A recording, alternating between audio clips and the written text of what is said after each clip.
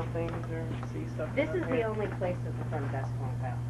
We shut the door at night, and we don't even like to have it open. Mr. Orr continuously opens it. He says it's just to let the furnace and everything flow together wonderfully. But we always sneak back and shut the door because we always hear noises down here and things like that.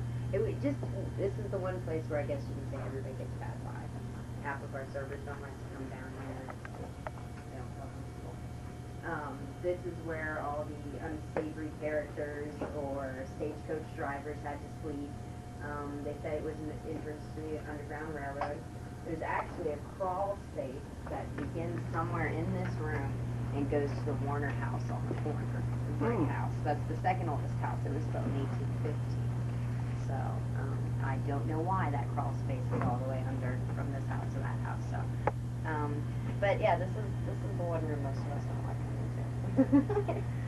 So when you're open, when the kitchen's open and the restaurant's open, people could come down here and eat, or? The tavern has a separate menu. It opens up at 5, and the main dining room opens up at 5:30. So most people come down here for the drinks and appetizers, and then go upstairs for dinner. And then a lot of people, when they have kids, like to come down here and eat. So that room that's upstairs, by the bathroom, there was like maybe 10 chairs around it. The yellow room. So you could have your whole family come and you have could the get that private room. dining room upstairs. Yes.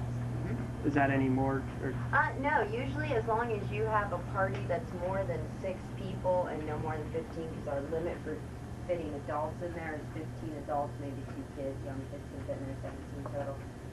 As long as it's more than 6 and you kind of just want to be alone, we'll go ahead and stick you up in that room if nobody's taking it. But if we already put somebody in that room and you're requesting that room, they might go ahead and tack on a $25 charge because they're kicking somebody else out of it. Yeah. But other than that, usually like the reservation we have tomorrow night, a gentleman called and said, I want to bring 6 people to dinner, maybe 8, it'll be 6 to 8 people, and then we want to have someplace where we can talk for an hour.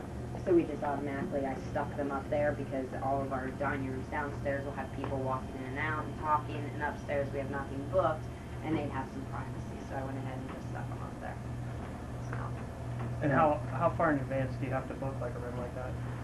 It's good to at least call a month in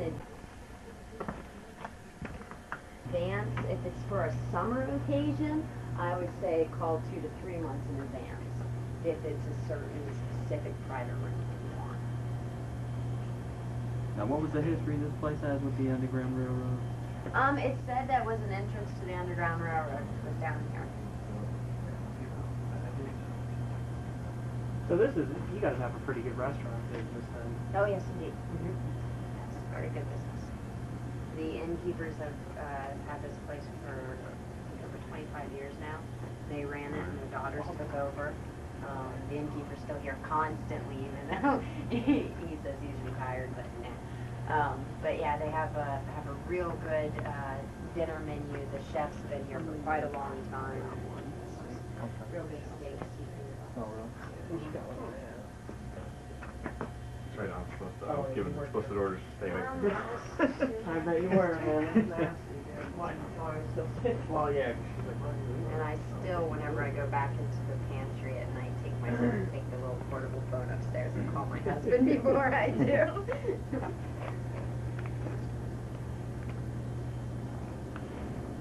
And you said this was supposed to be part of the Underground Railroad? And they said that they used to hide people down here, perhaps transfer them to different places into the town, or some of the crawl spaces that are in Granville, that this leads to a lot of them. So now I can figure out where the phone is. Or did my phone calls down here, but I don't know where the phone is.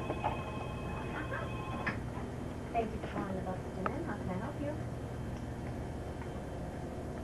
2 and 3 or whatever they were. Oh, those aren't rooms anymore. Those are offices. Oh, okay. Originally, back in the old days, they were the rooms for the inn, but the innkeepers decided just to have 3 rooms here and use the rest for office space. Oh, so the only rooms are the ones Are outside? the only, yes, are your guys' 2 and then room number 8, so that's it. And how many buildings do you guys have? 5 buildings. A lot of history. The Warner House, which was built in 1815. The downstairs is used as the town's first grocery and retail store. The upstairs was additional rooms for the inn. The second half of that house is called the Victorian House. It was built on in the 1880s and used as ladies' dormitory rooms for the private girls' college, which used to be the Granville Inn's garage before it merged with Denison. And then the next house on our lot going back, the large stone house, is a Sears and Roebuck catalog house. It reads Tie Fi Mai real large on the front of the house, and that's translated in Welsh to my mother's house. The builder had purchased it and brought it up from the railroad and put together for his mom. And then Founders Hall next door, was built around 1850s, and all the rooms were named after the founders of Granville. We've had sightings in every house but the house next door. I don't know why.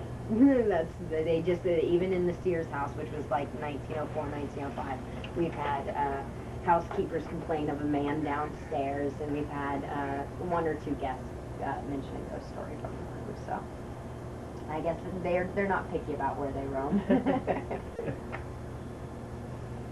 And then for staying in the different houses, there's different prices for Well, the rooms?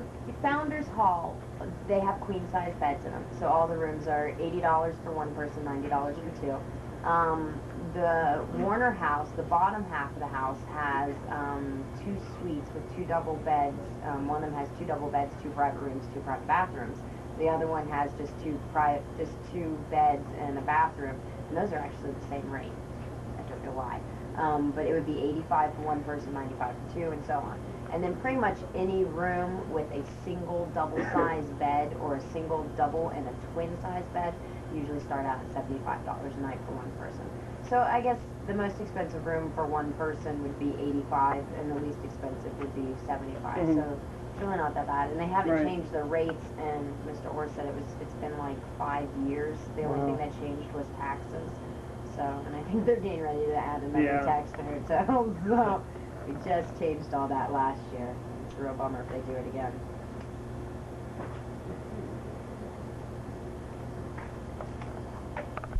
So many people were falling up them.